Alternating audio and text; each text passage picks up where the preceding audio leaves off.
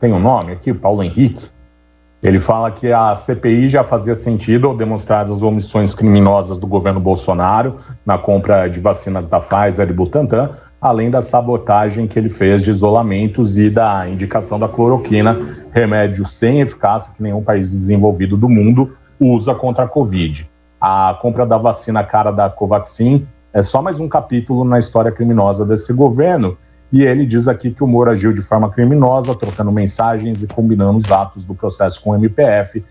E só quem não conhece de direito pode defender a atuação de Moro hoje, a mensagem do Paulo Henrique. O ministro do Supremo, o Fux, ele não entende do direito. Você entende? Não. A quem entende de direito lá é o Gilmar Mendes. Porque agora ele defende o Lula. Gente, nós temos que parar de ser hipócrita.